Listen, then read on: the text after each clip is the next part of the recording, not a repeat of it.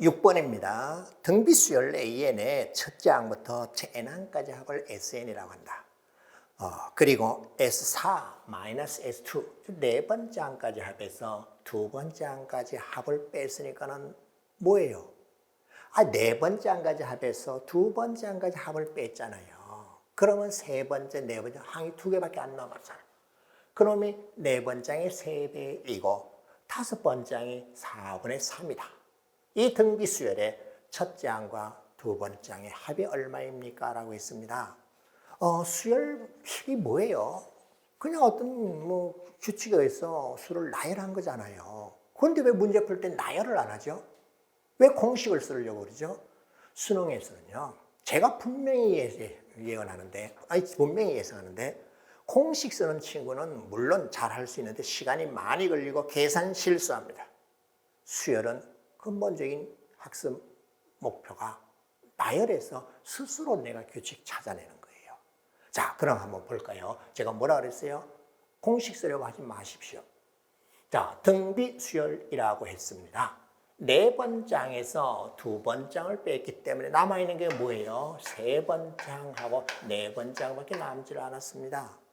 내가 어떻게 되었다고? 3 곱하기 보세요. 나 특별하게 등비수열 합의 공식 안 썼잖아. 일반항도 아직 안 썼잖아요. 오케이. 그랬더니 뭘 알았어요? 나 네 번째 항은 2분의 1 A3이기 때문에 공비 R이 얼마예요? 2분의 1이라는 것을 바로 찾아냈어요. 자, 그럼 다섯 번째 항이 주어져 있고 공비를 알았으니까는 첫 번째 항, 두 번째 항도 바로 해결이 되었죠? 예, 첫 번째 항은요. 다섯 번째 항에다가 공비의 역수, 즉 R분의 1의 4승을 하면 되잖아요. R분의 1은 2였잖아. 그럼 나는 4분의 3 곱하기 2의 4승. 따라서 얼마 나왔어요? 12가 되죠. 예, 이렇게 하면 돼요. 그러면 두 번째 항은 얼마인데요? 첫째 항이 12라는 걸 알았잖아. 공비가 2분의 1이잖아요. 그럼 두 번째 항은 이놈 반 나누면 되는 게 6입니다. 따라서 구하고자 첫 번째 항 플러스 두 번째 항은 12 플러스 6이라고 해서 18, 18이라는 걸 찾았습니다. 자, 제가 등비수열의 합의 공식을 사용했습니까? No. 등비수열의 일반항을 사용했습니까? No. 고작 네 번째, 두 번째, 다섯 번째, 첫 번째, 두 번째 이 정도밖에 없기 때문에 수열의 뜻을 알고 그냥 쭉 하면 돼요. 등비수열이기 때문에 일정한 수가 곱해서 나열되어 있죠. 공비가 뭔지만 찾아냈고 항을 하나 알았기 때문에 첫 번째 항 바로 구했고 두 번째 항은 첫 번째 항에다가 공비 R을 곱해주면 되니까 바로 해결되었습니다. 18번입니다. 시그마 기호가 있죠. 시그마가 뭐예요? 덧셈이에요. 그러면 덧셈이라는 연산은 어떤 성질을 가지고 있습니까? 교환법칙이 성립합니다. 결합법칙이 성립합니다. 곱셈과 함께 분배법칙이 성립합니다. 예, 됐어요. 덧셈이라는 연산에 대한 성질을 제대로 알고 있는가를 물어본 거예요. 수열 AN, BN이 있는데 A라고 하는 수열의 10번째 항까지 합이 이 BK-1이라고 하는 수열의 10번째 항까지 합하고 같다고 했어요. 자, 나를 라지 A라고 놓겠습니다. AN이라고 하는 수열의 10번째 항까지 합을요. 그리고 B라고 하는 수열의 10번째 항까지 합을 B라고 놓겠습니다. 그럼 A는 2배 시켰으니까 이 B에다가 마이너스 1만 10번 했으니까 마이너스 15. 예, 첫 번째 식은 이와 같이 되었고요. 그 다음에 이놈은요, 예, 3배 시켰고 다시 했기 때문에 나는 3A 플러스 B와 같습니다. 내가 오케이 되었네요. 자, 연립해서 B를 찾아내시오라는 거였죠. 따라서 A 대신에 2B-10을 두 번째 식에 대입했더니 3, 2B-10 그리고 B equal 33. 이제 B를 찾아내는 것은 여러분이 할 수 있으니까 그 과정은 제가 자세히 보여주질 않아도 되겠죠. 그죠? 따라서 B를 구해주면 9라는 걸 바로 찾아낼 수 있을 거예요. 자, 제가 뭐라고 했어요? 시그마 기호는 덧셈입니다. 덧셈은 어떤 성질? 교환, 결합, 분배 법칙 성립하는데 그런 걸 내가 이용했나? 예, 밖으로 분배 법칙 했잖아. 새로 나눠 적었잖아. 그래서 시그마 기호에 대한 성질, 덧셈에 대한 성질을 알고 있는가를 물어본 것이었고 아주 쉬운 문제인데도 문항 번호가 어떻게 되어 있습니까? 18번입니다. 이제 어려운 킬러 문항은 안 해도 됩니다. 이렇게 기본적인 교과서 예제 문제 같은 수준이 바로 수능 문제이기 때문에 편안하게 여러분이 임하시면 됩니다. 11번입니다. 공차가 0이 아닌 등차 수열 AN이 있는데 이와 같은 조건을 만족하더라. 이 등차 수열의 15번째 합을 구하시오라고 했습니다. 주어진 걸 가만 봤더니 6번째의 절대값이 8번째과 같다. 그리고 첫 번째 항 1부터 5까지 5개의 분수의 합이 96분의 15이다. 15번째 항까지 합을 구하시오라고 했고 등차 수열이라고 했습니다. 앞서 등비수열 문제 풀면서 제가 뭐라고 했습니까? 공식이 아닙니다. 등차 수열 합의 공식 아닙니다. 등차 수열이 뭐예요? 등 간격으로 나열된 거잖아요. 고작 5개 항이고 그리고 15개 항이기 때문에 여러분은 어떻게 생각할지 몰라도 저는요 사실 공식 잘 못 외워요. 아니 안 외웁니다. 외울 필요가 없어요. 등차 수열이니까 등 간격으로 배열해 보겠습니다. 첫 번째 항, 그리고 두 번째 항, 그리고 세 번째 항. 진짜 다 배열하려고요? 예. 네 번째 항, 고작 뭐 15개 항인데. 다섯 번째 항, 여섯 번째 항, 일곱 번째 항. 예, 이런 습관을 들이십시오. 그러면 수능 문제는 아주 쉽습니다.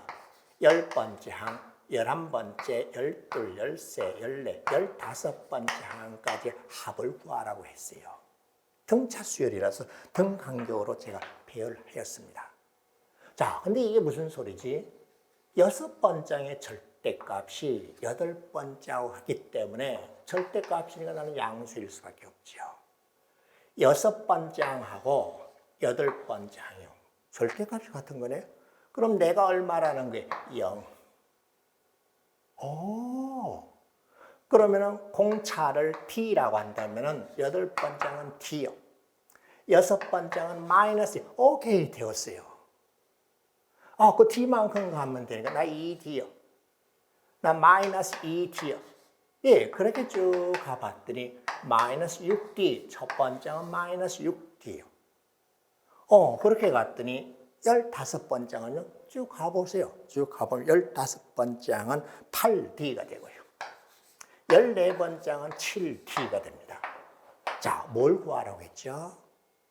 이와 같은 등차 수열의 첫 번째 항부터 15번째 항까지 합을 구하시오라고 했는데 마이너스 6D부터 플러스 6D까지 합은 제로가 되어버리니까 필요가 없고요. 요거 두 개만 하면 되겠네. 따라서 구하고자 하는 것은 15번째 항까지 합은 7D 플러스 8D라고 해서 15D를 구해주면 됩니다. 그럼 뭐만 찾으면 됩니까? 공차 T가 얼마인지만 구하면 됩니다. 그거 어떻게 하지? 예, 여기 있네. 선생님, 이거 봤더니, 생긴 거 봤더니, 첫 번째, 두 번째 곱해서 역수 취하고, 차례들 둘씩 짝지어서 곱해서 분수를 만든 다음에 더했더니 96분의 5라고 했습니다. 그럼 여기 다 있네요. 마이너스 6D, 마이너스 5D, 특별한 거 필요 없어요. 마이너스 4D, 마이너스 1, 짝지어서 곱해보세요. 나 96분의 5라고 하는 것이 D제곱분의 1, 30분의 1입니다. 선생님, 꼭 이렇게, 예, 달라졌습니다. 복잡하게 식으로 푸는 거 아닙니다. 그 다음 또 봤더니 20분의 1이에요. 제 말대로 하세요. 이런 거 물어본 거예요. 그 다음은 12분의 1, 12D제곱분의 1. 그 다음 6분의 1. 그 다음 2분의 1. 끝 됐어요. 그 다음은 어떻게 하는지 알았죠? 예, 두 개의 분수로 다 나눠지네요. 나는 D제곱분의 1에다가 이놈은요, 5분의 1 마이너스 6분의 1. 그 다음 거는요, X 써볼까요? 나 이놈 계산하면은 4 곱하기 5니까 4분의 1 마이너스 5분의 1. 예, 그런 식으로 쭉 해서 2분의 1은 1 마이너스 2분의 예, 이와 같이 되었어요. 자, 그럼 내가 뭘 원했는지 아시겠죠? 플러스 마이너스 없어지고 남게 되는 것은 d 제곱분의 1에다가 1 마이너스 6분의 1. 자, 1 마이너스 6분의 1이니까 6분의 5가 남았으면 끝 됐네. 6d 제곱이 96. 따라서 d 제곱의 값은 얼마요? 아니, 이렇게 나오려면 16이네요. 그죠? 그런데 꼴을 봤더니 t가 양수인 것이 명백하죠. 따라 t 값은 4임을 알았고요. 15 곱하기 4라고 했더니 구하고자는 답은 60인 것을 찾았습니다. 고작 몇 줄입니까? 그냥 수직선에 그림으로 나타내서 하니까는 그냥 공식 쓰는 것보다 오히려 시간이 덜 걸립니다. 뭐 이항 분리시켜서 그렇게 하셔도 됩니다. 근데 고작 5개의 항이기 때문에 그렇게까지 할 필요는 없고요. 저는 쭉 다 나열해서 이와 같이 해결을 하였습니다. 등차수열, 수직선의 등간격으로 가져다 배열하면 된다. 6번장의 절대값이 8번장하고 같다라는 사실에서 8번장은 플러스요. 6번장하고 부호가 반대, 따라서 가운데 있는 7번장이 제로임을 알았습니다. 공차를 D라고 하면은 8번장을 D, 6번장은 마이너스 6D. 차례에 드러나겠더니 첫 번장은 마이너스 6D. 15번장은 18D. 다 더하면 마이너스 제로 플러스 없어지고 이 둘만 남았다. 15D를 구하라는 뜻이다. 그럼 D가 얼마인가? 이 두 번째 식에서 확인하였더니 D 값은 4라는 것을 찾아냈습니다. 그리고 구하고자 하는 답은 60이었습니다. 15번입니다. 첫째 항이 자연수인, 자연수라고 하였습니다. 그 수열 AN이 모든 자연수 N에 대하여 AN이 홀수일 때는 2의 AN 제곱이라고 해서 N 플러스 3번장을 만들었습니다. AN이 짝수일 때는 절반 나눠서 그 다음 항을 만들었습니다. 그러면 첫째 항이 자연수일 뿐만 아니라 모든 항이 다 자연수겠네요. 그죠? 예. 자, 그때 6번장, 7번장의 합이 3이다. 이렇게 되돌아가는 모든 A1의 값의 합을 구하시오라고 했습니다. 수열의 귀납적 정의예요. 자, 수능 단골 4점짜리 소재입니다.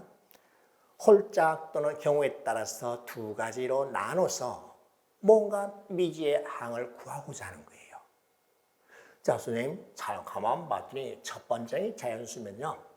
두 번째 항도, 세 번째 항도, 6번째 항도, 7번째 항도 자연수인 것은 명백하네요. 그 자연수의 합이 3이 되는 경우라면 두 가지 경우가 있습니다. A6 그리고 A7이 있는데 A6이 1이고 2일 때가 있고요. 내가 1이고 2일 때가 있고 두 가지 경우가 있습니다. 그러네. 이 각각의 두 가지 경우에서 차례에 들어가면 5번째 항구하고 수열의 귀납적 정의는 이렇게 열고 나열하는 거예요.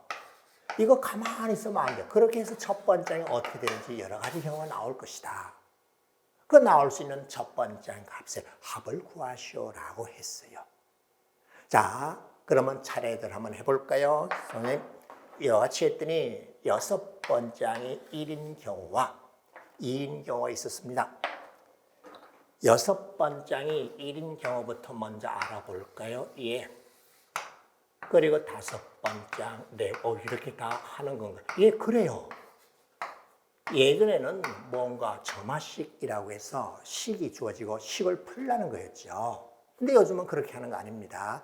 자, 오른쪽으로 쭉 한번 나가볼까요? 내가 1이에요. 6번장이 1입니다. 그러면 그 앞에 있는 5번장이 될 수 있는 건 뭐죠? 2의 영성, 0은 자연수가 아니라서 안 되고, 여기 있네. 따라서 다섯 번째의 값은 2라는 것을 알았습니다. 2가 나오려면 2의 1승이라고 해도 되고요. 2가 나오려면 그리고 2분의 4라고 해도 되기 때문에 두 가지 경우가 생깁니다. 4가 되었을 때와 그리고 1이 되었을 때. 침착하게 나열입니다. 자, 그러면 4가 되려면 2의 제곱은 그런데 2는 홀수가 아니잖아. 그래서 이건 아니야. 따라서 4가 되는 세 번째 항이라면 나 8입니다. 1 되는 경우는 이미 앞서 있잖아. 2라고 해서 한 가지뿐이고 8이라고 하면은 2의 세제곱이라고 하면 되네. 예, 내가 3번 3이 될 수도 있고요. 16이 될 수도 있고요. 그 다음 2라고 했더니 앞에 4하고 1이 있을 때 이제 첫 번째 항 구해졌습니까? 예, 이와 같이 되는 경우 첫 번째 항이라면은 2의 홀수 거듭 제곱에서는 나오질 않습니다. 6이라는 걸 알았죠. 예, 이와 같이 되는 경우라면요.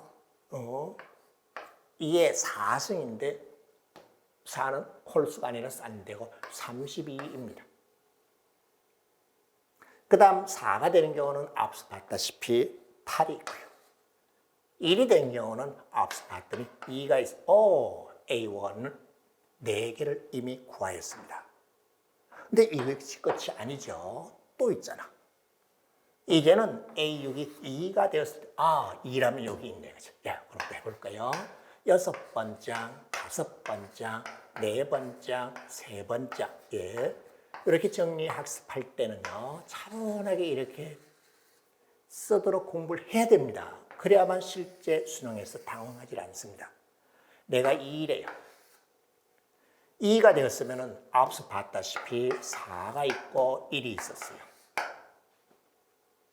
4가 되는 경우는 앞서 8이라고 이미 구했고요. 내가 2라고 이미 나왔고요. 8 되는 경우는 3이 있었고 16이 있었고요. 2가 되는 경우 앞서 4가 있고 1이 있었어요. 이건 몇 칸 밑으로 더 내려가야 되네. 그래. 자, 그러면 3이 되려면 6밖에 없죠. 예, 2의 거듭제곱으로 안 만들어지잖아. 나 이거 16 되는 여기 있네요. 32. 예. 4가 되는 경우 여기 있네요. 8. 1이 되는 경우 2라고 있네요. 옳지, 됐어요. 내가 6이 됐다면 얼마요? 12. 내가 32였다면 2의 5승이라고 해서 5가 되어도 되고 그 다음에 64가 되어도 되네요.